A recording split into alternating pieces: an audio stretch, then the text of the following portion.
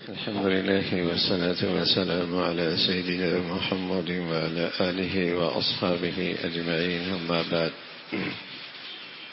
وكان يعلم برفق من ارتكب ذنبا جهلا.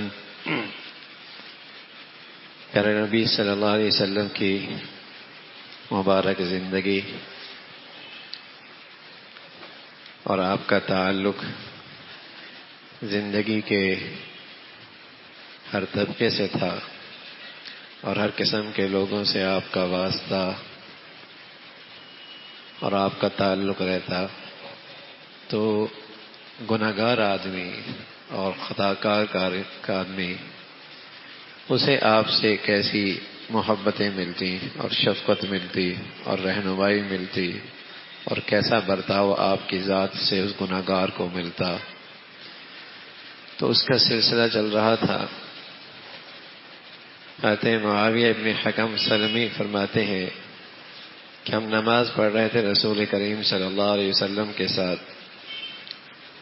تو اس عطس رجل من القوم کہ ایک آدمی کو چھینک آئی.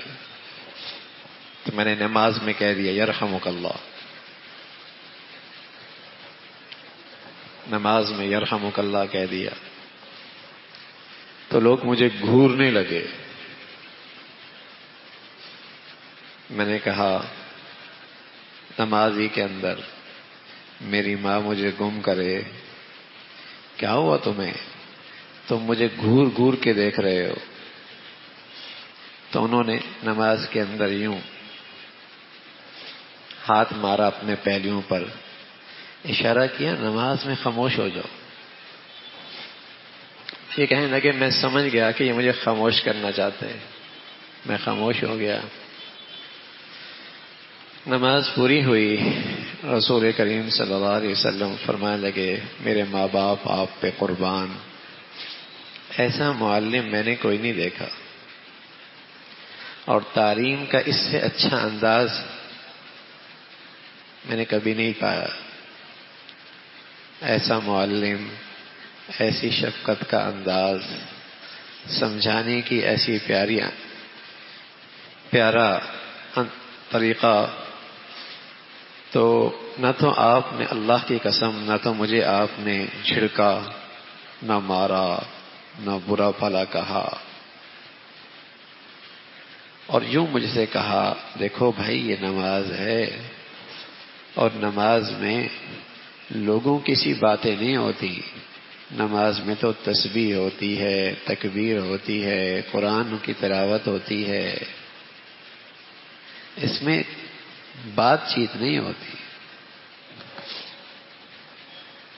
کہ تو ایک آدمی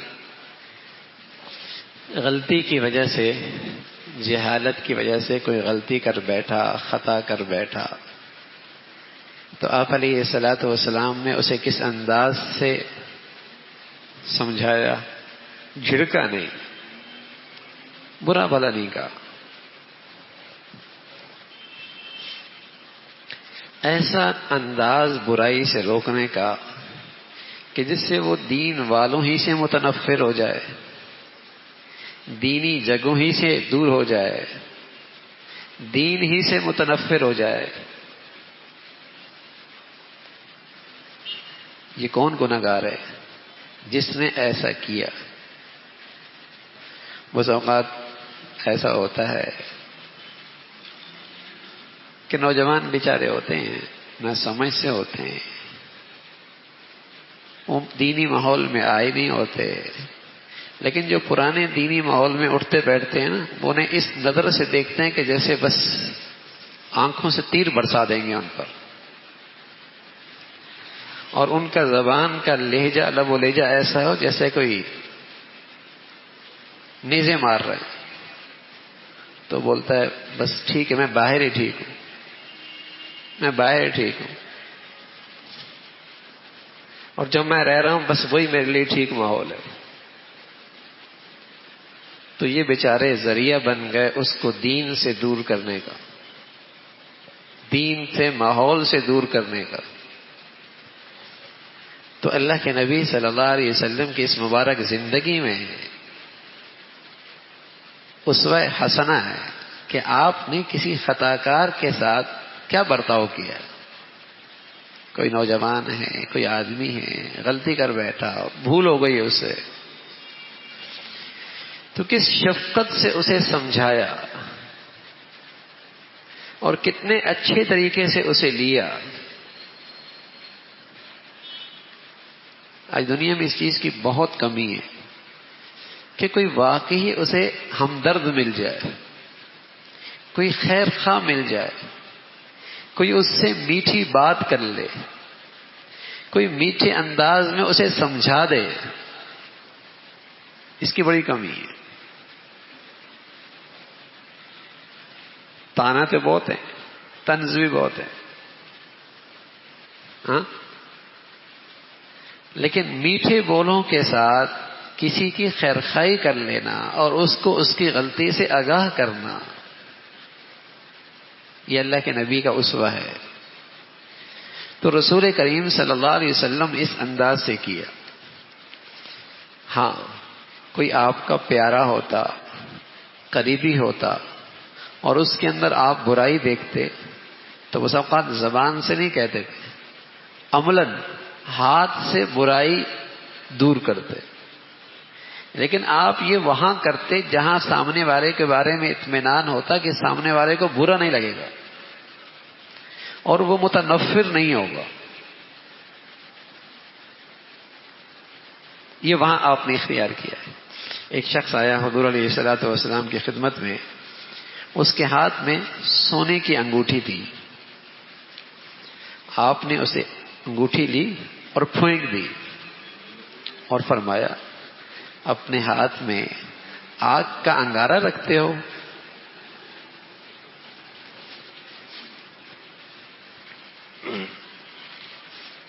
اب دیکھو وہ اتنا قریبی تھا اور قدردان تھا، متنفر تو وہ کیا ہوتا، اسے اللہ کی نبی کی اتباع میں اور آپ کی بات ماننے میں اتنا مبالغہ ہوا، کہنے لگا اگرچہ اب یہ انگوٹھی میں نے پہننی نہیں، لیکن چونکہ اللہ کے نبی نے یہ پھینکی ہے تو اب میں نے اسے اٹھانا بھی نہیں، یہ کسی غریب کے کام آئے گی.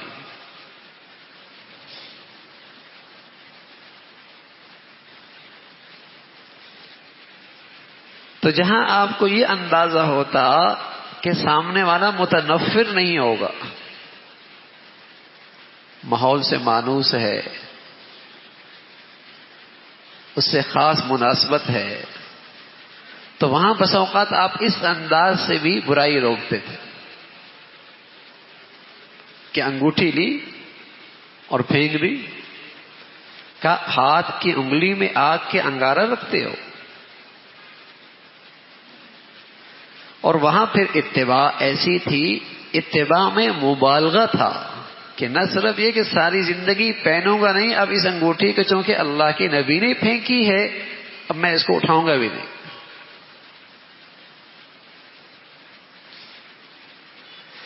تو رسول کریم صلی اللہ علیہ وسلم اس انداز سے خطا کاروں کے ساتھ، گناہ گاروں کے ساتھ آپ کا طرز عمل ہوتا تھا. اور کبھی ایسا فرماتے، نہ ہاتھ سے کچھ کہتے نہ زبان سے کچھ کہتے، اور صرف اعراض کرتے، چہرہ پھیر لیتے تھے تاکہ سامنے والے کو احساس ہو جائے. ابو سعید خدری فرمانے لگے، ایک شخص آئے نجران سے آپ علیہ الصلوۃ والسلام کی خدمت میں، وہی علیہ خاتم من ذہب، اور اس کے پاس سونے کی انگوٹھی پہنی ہوئی تھی. تو فأعرض عنہ رسول اللہ صلی اللہ علیہ وسلم، تو آپ علیہ الصلوۃ والسلام نے اس سے چہرہ پھیر لیا اور فرمایا تم ہمارے پاس آتے ہو اور تمہارے ہاتھ میں آگ کا انگارہ ہے. اب اس کے ہاتھ سے نہیں لی، لیکن آپ نے اس سے منہ پھیر لیا. تو طبیب مریض کا علاج کرنا نا، ہر ایک کا آپریشن تو ضروری نہیں ہوتا. طبیب تو وہی طبیب ہوتا ہے جو مرض کے لحاظ سے مریض کے ساتھ معاملہ کرے. آپریشن کرنا ہے یا صرف اسے آرام کے لیے کہہ دینا ہے، یا اس نے کوئی چھوٹی موٹی گولی دینی ہے، یا انجیکشن لگانا ہے، سب کو ایک لاٹھی سے ہانکنا تو حکمت کے خلاف ہے نا. طبیب طبیب ہے، اور یہاں طبیب اعظم ہے کہ اس گناہگار اس مریض کا علاج کیسے کرنا ہے. شرمندہ کرنا مقصد نہیں ہے نا، رسوا کرنا تو مقصد نہیں ہے نا، ڈنڈورا پیٹنا تو مقصد نہیں ہے نا، اپنی پاکیزگی اور طہارت کا تو پرچار نہیں کرنا نا. اصل تو اس مریض کو اس گناہ سے، اس مرض سے دور کرنا ہے. اب وہ کیسے کر رہا ہے، وہ طبیب کی حکمت پر ہے. قریبی ہے تو ہاتھ سے عمل کر لیا، دوسرا ہے پتہ ہے میرا بس چہرہ پھیر لینا ہی اس کے لیے بڑی ناگوار ہوگی، اس کے لیے ویسے اختیار کیا.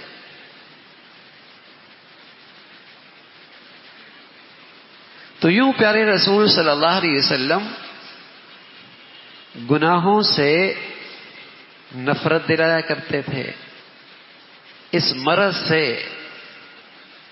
اس مرض کا علاج کیا کرتے تھے، لیکن نفرت نہیں کرتے تھے.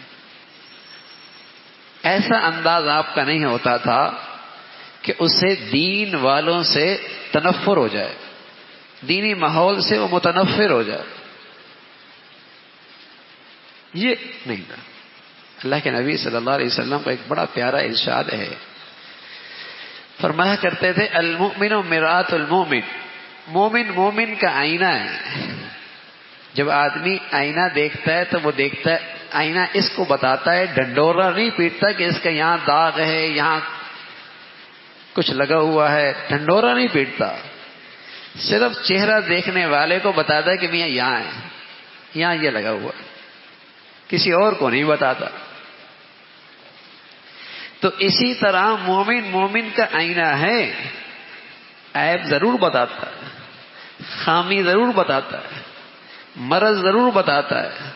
وہ دوست نہیں جو برائیوں پہ حوصلہ افزائی کرے، جو اس کی برائیوں پہ چشم پوشی کرے، جو اس کی خرابیوں میں اس کا ساتھ دے، یہ مومن نہیں ہے.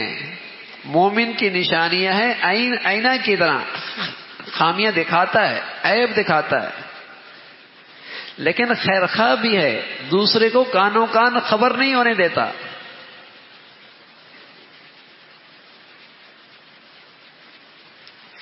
دوسرے کو کانوں کان خبر نہیں ہونے، اسے بتاتا ہے. ہاں اگر گناہ کوئی علل اعلان کر رہا ہے، علل اعلان کر رہا ہے، تو پھر علل اعلان اس کی سرزنش، اس کی سزا وہ الگ مسئلہ ہے. لیکن کسی نے پردے میں گناہ کیا، خلوت میں گناہ کیا، اور اس نے آپ کو بتایا یا آپ کو آگاہی ہو گئی، آپ کی نظر پڑ گئی، اب آئینہ بن کے اس کی مدد کرو، آئینہ بن کے اس کی مدد کرو، اس کی کمزوری بتاؤ، اس کی خامی بتاؤ، اس کی برائی بتاؤ، اسے سمجھاؤ، لیکن ڈنڈورا نہ پیٹنا، اسے شرمندہ نہ کرنا، اسے رسوا نہ کرنا. تو یہ پیارے رسول صلی اللہ علیہ وسلم کا مبارک طرز عمل ہے. آپ بہترین معلم ہیں، آپ بہترین تعلیم دینے والے ہیں، آپ کی تربیت کا انداز مثالی ہے. یوں تربیت فرمایا کرتے تھے. تو رسول کریم صلی اللہ علیہ وسلم کبھی ایسا کرتے اور کبھی ایسا ہوتا کہ کسی کی خطا دیکھی، اب براہ راست اس سے بات کرنا اس کے لیے مشکل ہو جاتا، تو آپ علیہ الصلوۃ والسلام عمومی بات کر دیتے. اور آپ فرماتے لوگوں کو بھائی کیا ہو گیا کہ لوگ ایسا کرتے ہیں، آپ نام نہیں لیتے تھے. اس ایک آدمی کو بھی شرمندہ نہیں کرتے تھے. بس اوقات یہ ہوتا ہے کہ اس کو پتہ چل جائے کہ فلاں کو پتہ لگ گیا ہے تو اس کے لیے تو بس اوقات بہت زیادہ تکلیف دہ بات ہوتی ہے. تو آپ علیہ الصلوۃ والسلام اس ایک آدمی کا بھی نام نہ لیتے, اکیلے بھی نہ کہتے, عمومی انداز میں بات کرتے تاکہ اس گناہگار کو اپنے گناہ کا, اپنی غلطی کا احساس ہو جائے. اور آپ مجمع میں کہہ دیتے لوگوں کو کیا ہوا ہے کہ لوگ ایسا کرتے ہیں.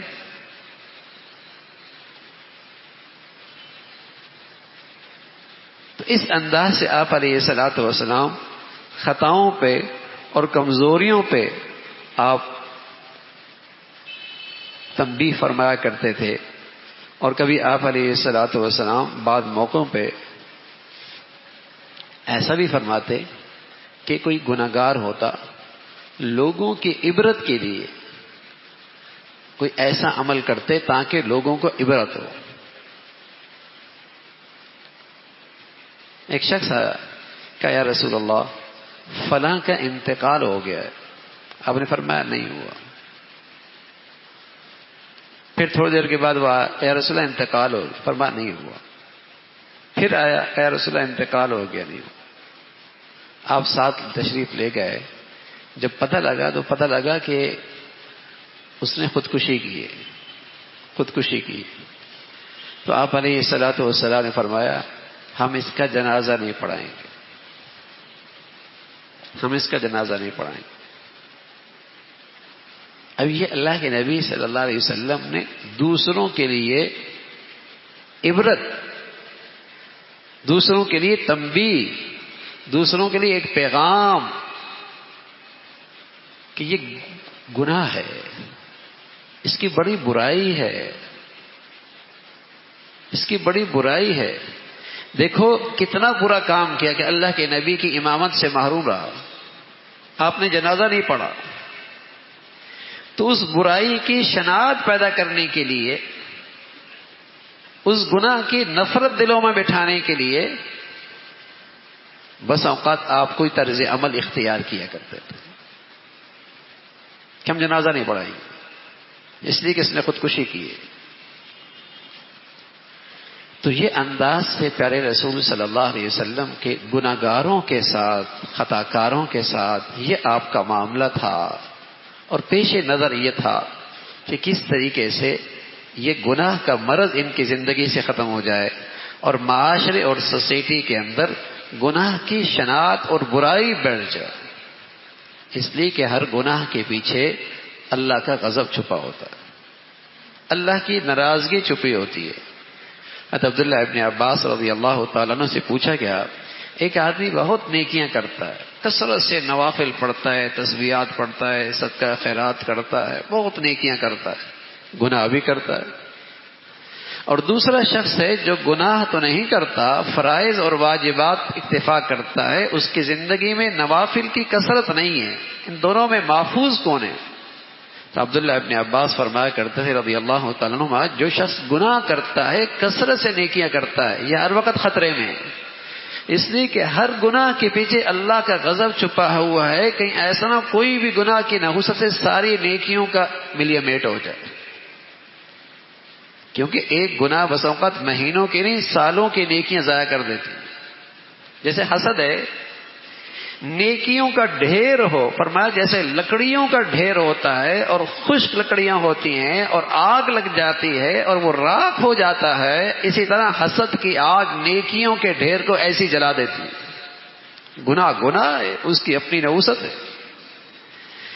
تو فرمایا محفوظ وہ ہے جس شخص کی زندگی میں گناہ نہیں ہے, وہ محفوظ ہے. تو اللہ کے نبی صلی اللہ علیہ وسلم اپنے طرز عمل سے ہر وہ انداز اختیار فرمایا کرتے تھے جس سے معاشرے کو گناہوں سے دور رکھا جائے, پاک رکھا جائے, اور لوگوں کے دلوں میں گناہ کی شناخت, برائی بٹھائی جائے. گناہ بری چیز ہے,